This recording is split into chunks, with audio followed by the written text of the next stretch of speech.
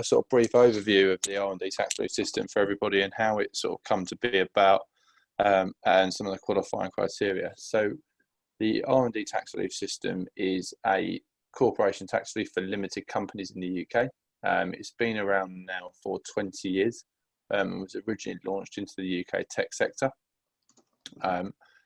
It has been through a number of different iterations, and to the point where it is now, where it covers just about every trading sector in the UK. And there are a couple of really niche examples like pure mathematics and economics, which don't qualify.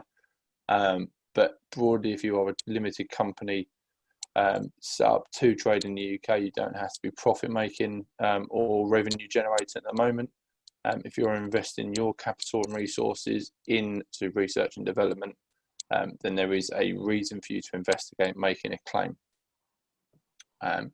In order to qualify, a business needs to undertake a project during its trading year, which aims to, first of all, create an improvement in science or technology, and overall scientific or technical knowledge within their industry. And secondly, it has to overcome at least one scientific or technical uncertainty. So as it says there, an improvement in scientific or technical knowledge in an industry could be delivering an improvement in efficiency, making a new material, or finding a way of making an existing material or product lighter or stronger, creating a new process that improves the end product or delivers some form of advancement, maybe uses less material in a manufacturing process, or for, again, many businesses nowadays, some piece of new software or way of automating or developing new platforms and algorithms. It can also be the alteration of existing technologies or the application of existing technologies to a new process that required some form of alterations. In terms of the sort of financial aspect for you as a business owner, the R&D tax relief system grants an additional 130% enhancement to your spending. So in this example here, if you invested £100,000 in research and development as a loss-making business, and your loss was £100,000, it would be equivalent, or you would maybe entitled to a tax credit of up to £33,350. So a return of just about 33.5% on your investment. This comes back to you as straight cash, and can be reinvested in the business or spent on any sort of running costs if it goes towards, you know, your monthly burn rate or something like that. There are no limitations or requirements or rules about what you can invest that money in. For profit-making businesses, it is actually a little bit less generous, with a tax saving for every £100,000 invested of £24,700. But again, that's still a valuable tax relief when you think about how much money is invested by early stage tech companies in their new products and services that are going through development. Again, just a brief summary, again, whistle stop tour there. So if you're an innovative UK-based business as a limited company, that could be eligible to pay corporation tax, and again, whether you're profit-making, loss-making or pre-revenue, it's essential to consider a claim. The government statistics are around that only about 25% of eligible businesses are actually claiming R&D tax relief, which means it's hugely underutilised. The government, HMRC at the moment, receiving the region of 43 to 45,000 claims a year, against an estimate of about 200,000 eligible businesses. Claims can be backdated for up to 2 years, and with the average claim of £50,000 a year, could be worth £100,000 back to you potentially. And again, most claims are progressed on a no-win, no-fee basis, so there's no risk to you guys for investigating any opportunities and how you might be eligible. So quick question there, Thomas, we've got from the audience. So one of the attendees wanted to double check, Tony wanted to double check that about the company trading status. In particular, he's asking, does the company need to be trading for a year, or has it been doing research and development for a full year?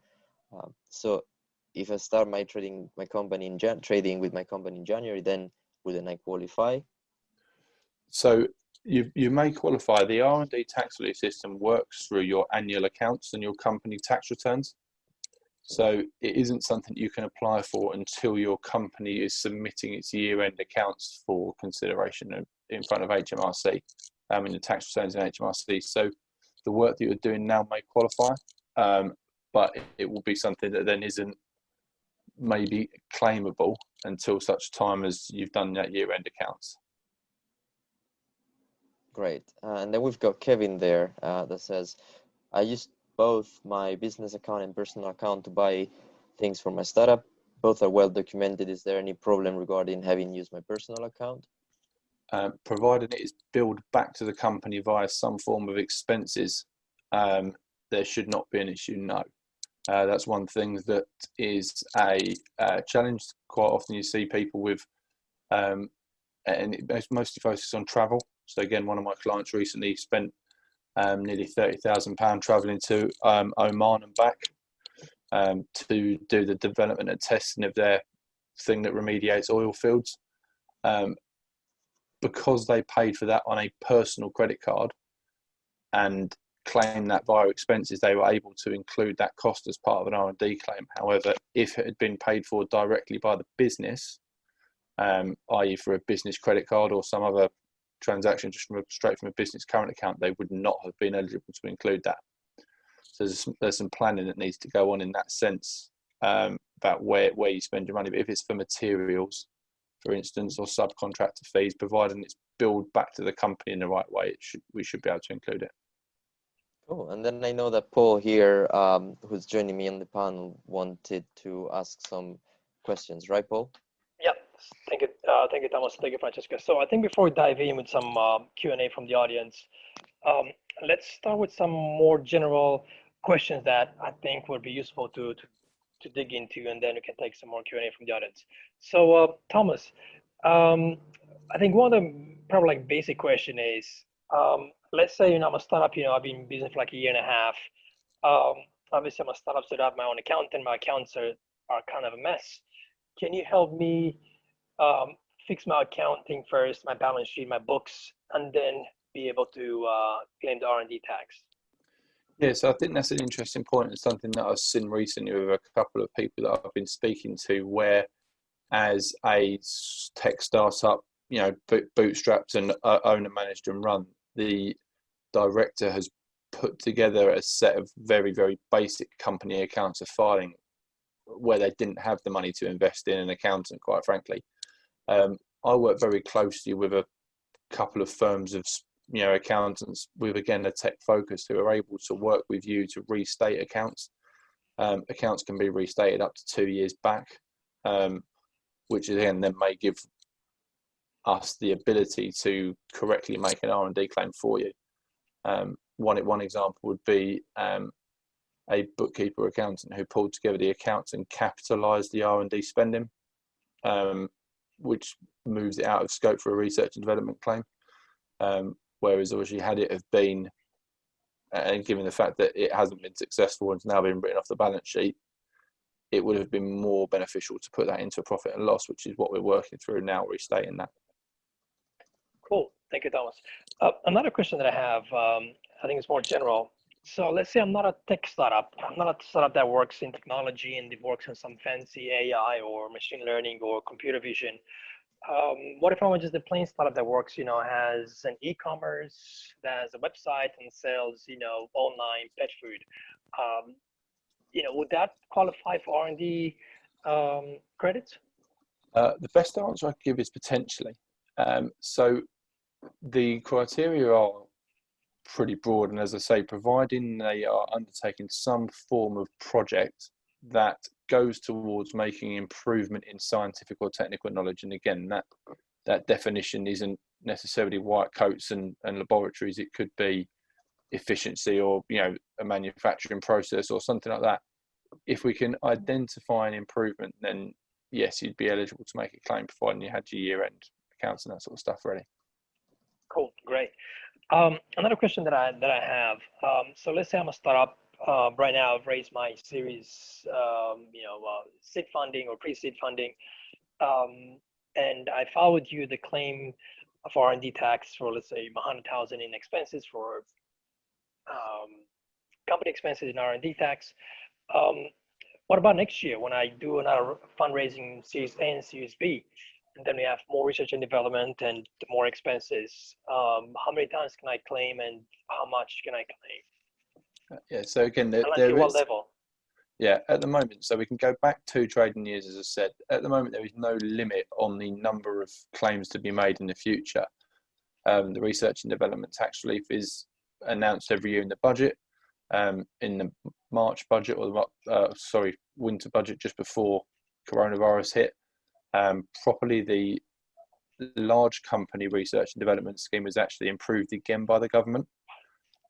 So it's been through. It was improved in the spring budget last year and again this year. So it's constantly improving. The UK government are really encouraging innovation in that sense.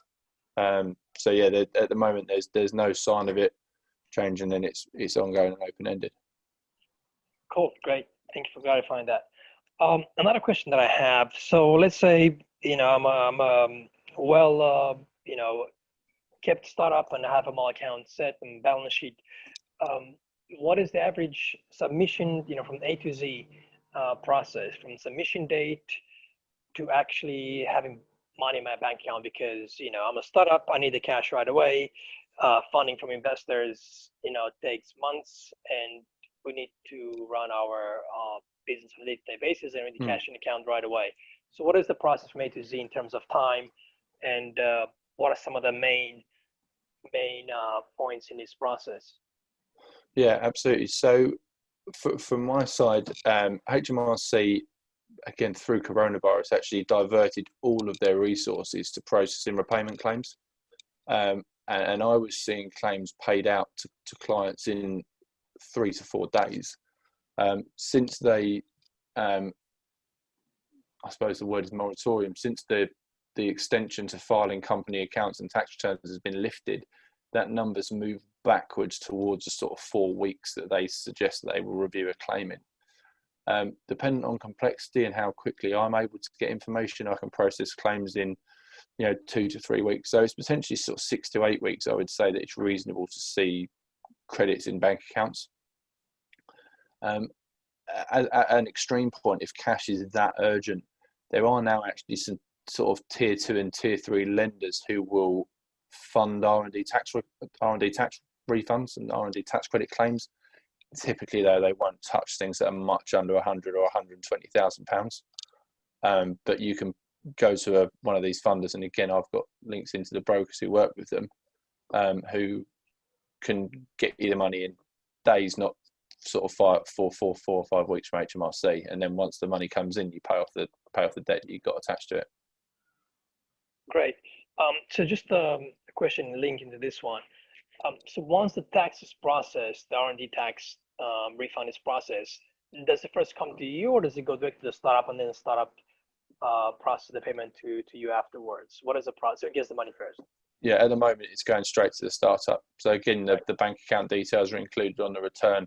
The money credits the startup's bank account, and then it's charged in terms of a fee from there.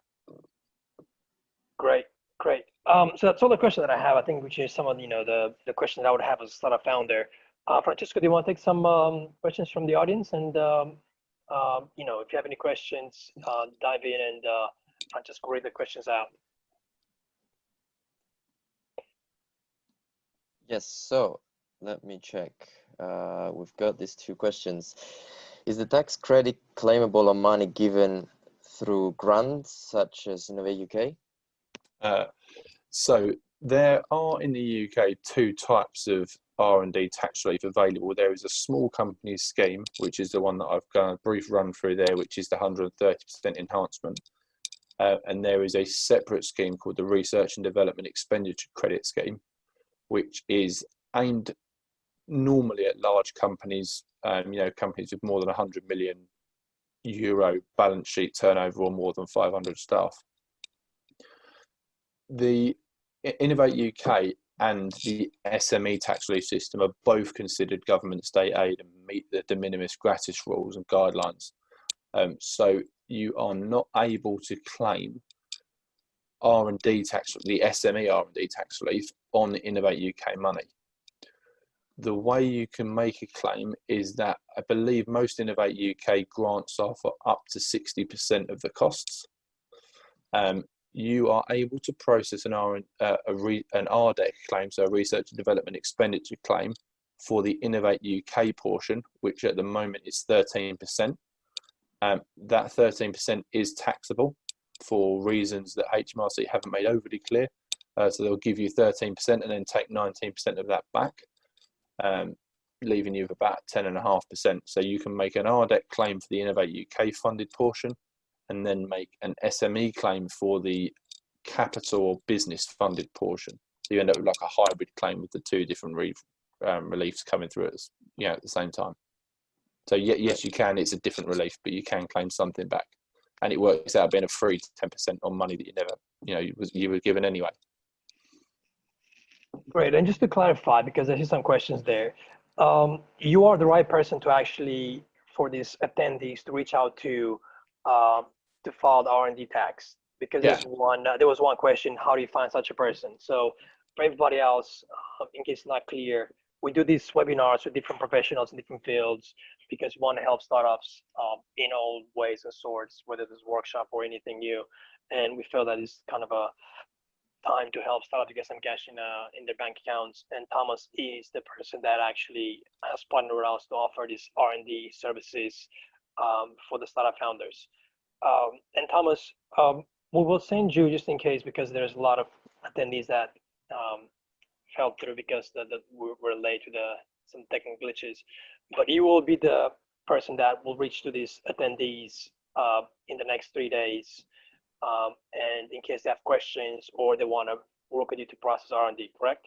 Yeah, absolutely. And again, I think just on this, it's an interesting point. So a lot of smaller accountants don't process research and development tax relief claims.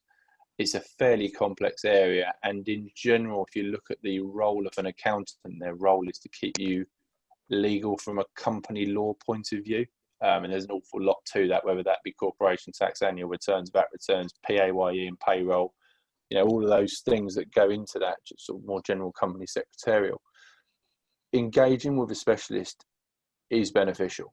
And again, actually, one of the tech community guys that I've worked with previously, and supported through Silicon Roundabout, have actually put one of my R&D reports in front of a institutional investor, and I believe it's got through their tax due diligence. So having a report that stands up and gets through these, interrogations, I suppose is the best way I can say it, is really, really valuable. And institutional investors and investors in general are obviously extremely nervous about tax-related issues. So having something you can fall back on, whether that's a report for a high-growth company, and being able to put that in front of someone and saying, that's why we claimed it and that's what we've done, is hugely valuable. Question that I see in the audience about salaries, and that reminded me that in one of these webinars, someone was asking, and not mentioned it here. So how much the salaries how much of the salaries can be claimed back? What's the sort of rule of thumb for that? And then the question goes on to this to talk about things such as data collecting. So besides the development of the actual system, that might be, say AI or whatever new technologies that is actually new technology, acquiring data or paying salaries, anything which is ancillary to the building of the actual process, what can be claimed and how much of it? Yeah. So the salaries question is an interesting point, and it would be, understanding that would be a conversation for me and the founder or whoever I was speaking to. An example would be someone developing a new app platform that has some level of AI built into it. Now, looking back at the qualifying criteria in terms of the development of scientific or technical, or the improvement of scientific or technical knowledge, the overall creation of an app nowadays is a well-trodden path. You know, everyone knows about skinning apps and the UX and UI parts of it. So it would be a case of filtering that salary level down to the part that is actually the improvement, which might be the AI or the algorithm, whatever's running behind it. You know, so it might end up being that if you've got 3 developers, that we can claim 40% of their total salaries because that 40% was the time developing the AI. And you know, that's part of the role of getting in touch with a specialist, you know, like me, who works through that with you and has that conversation, understands where you can go.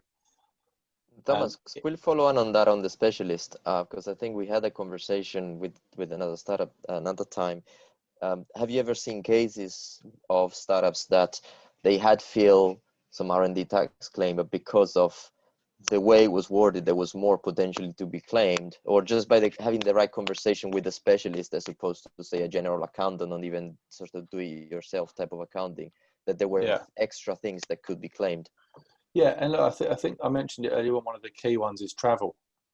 And overall, there has been a misconception for quite some time that you can't include travel costs. But if we can filter that down and identify that it's travel costs directly related to the research and development that was ongoing, like the guys that I mentioned traveling to Oman, they can't go to an oil field elsewhere to test their piece of equipment. So we can start to build that in. You know, a lot of accountants who do it, and there are some sort of smaller firms who do it as well, tend to, I don't want to say go for low-hanging fruit, but would keep a claim maybe deliberately modest to avoid risk of having to justify it. Certainly something that I've seen, and again, a review of what's been done in the past if claims have been made, it's something that's worthwhile, because if we can release money that, you know, we really didn't know we could get, it's hugely valuable. Great. So I have another question from the audience asking basically what kind of papers or any kind of accounts would the startup need to find from their accountant in order to apply for this R&D claim? Yeah, so there are 4 main and key documents that I'm always looking at and looking for from any business that I work with. The first is a full set of company accounts with a profit and loss attached to it. You know, the R&D tax relief leverages money through the profit and loss account, so having that there is vital. The second is a tax computation, which is a document that I mean, it does exactly what it says on the tin. Really, it works out the tax that's payable and feeds into the CT600 returns. The third document is the CT600 returns, and again, especially important if there are outstanding directors' loan accounts that need to be levelled up and understood. And the fourth document is a payroll report for any PAYE staff in the company. So the reason we need that, again, costs that are includable are your company salaries, the employer's NI on those salaries, the employer's pension contributions, and potentially some bonuses and incentives and that sort of stuff that are paid to the employees as well. That's at a gross level. So, you know, getting those 4 documents helps. Again, following on from that, if we then, so again, going back to the guys who travelled to Oman, I went on to gather the ledger codes and ledger entry for their travel expenses, so that we could pull out the costs that directly related to their testing travel. Or it might be we need the ledger for the materials that you spent, that you purchased, in developing your research and development product. So the initial suite of 4 is enough to have a really in-depth conversation. If we're then submitting a claim and we need to go into the sort of micro details of it, we can work into them ledger balances. Cool. And Thomas, I've got another question here asking, how long does it take for the money to return to you, as I guess to you as a startup founder? Yeah, so again, HMRC publish that they aim to review and pay out claims within 28 days of submission. They have been very good on that timescale from what I've seen over the last 12 to 18 months. There was a period 2 years or more ago where they got really behind from a Christmas backlog and with a load of people off. But yeah, on the whole, from the date of submission, sort of 4 to 5 weeks. The time to get it submitted is sort of up in the air a bit, really. It depends how quickly people get information to me, but if they're on form with that, we can get it done in a week to 2 to 3 weeks. So 6 to 8 weeks in total is reasonable to see. Cool. And then I see another question there. What are the estimated costs that I need to budget for in asking an accountant or a third party to make a claim for me? I assume if I do it myself, if that is free. Yeah. So again, I think if you're looking at using specialists in the marketplace, fee levels that you see range from sort of 18 to 33, 35% sometimes. Again, the value that gets driven from that is, I personally, obviously, as a specialist, think it's worth it. As I mentioned, for high growth tech companies, having a really succinct report that explains what you're doing, that you can put in front of an investor to pass their due diligence process, for me, is covered by that cost many times over. The risk of doing it yourself is it's a fairly complex piece of legislation. If you don't understand it, put your foot wrong, you end up with investigations and end up with an awful lot of headaches that you need to then go find out and justify. So, and you always work on a purely success basis, right? Yeah, that's it. So the marketplace as a whole is a success basis, is a contingent liability fees. So yeah, and again, I think I've only heard of maybe 1 or 2 fixed fee places in the 4 or 5 years that I've been doing it now. So I don't think that it's certainly not shifting that way at the moment. Again, accountants are typically charging no win, no fee as well. I remember when we had ID5 here, one of our community startups at last webinar, that they were actually very happy about the level of details and types of claims. And you mentioned now the travel and everything. So sort of finding more things to claim effectively gives you, I guess in net startups, more cash in the end, right? Which is also why we're doing this webinar. It's ID5 who are going through the funding round and use my report in their institutional investors. Cool. All right then. So we've got actually another question here. If the innovation is the whole business model of the company, is everything encapsulated? Question to you. So I would assume by everything they mean different parts. Yeah, it would be interesting. So again, yes. I think that would be a potentially. So things like rent on an office space and general business costs. So again, you might have an accountant that's just doing your books or and bits and bobs like that are going to have to be excluded. It has to be actual R&D investment. So whether that's materials, whether that's staff time, subcontractor costs, it has to be directly related to the project at hand. If it is a just stationary office, anything like that that's just a standard thing is excluded. But yeah, potentially yes. Understanding that model more would allow me to answer that better.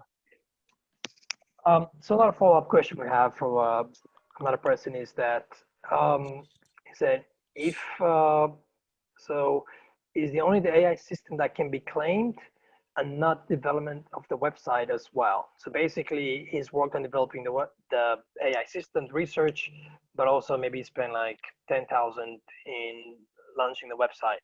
Can that 10,000 be claimed as well, or just the development of the AI system?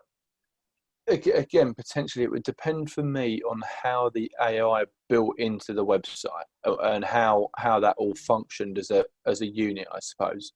Again, if you look at really simple website hyperlinking and really that's time consuming to build a big website with all different pages on it, but is fairly well trodden and well understood, it would be hard to justify that we were improving scientific and technical knowledge in the industry if all of those web pages had a level of AI built in for some reason, or were linked to something that drove a materially better process. Then potentially, again, understanding that in more detail lets me give a more robust answer.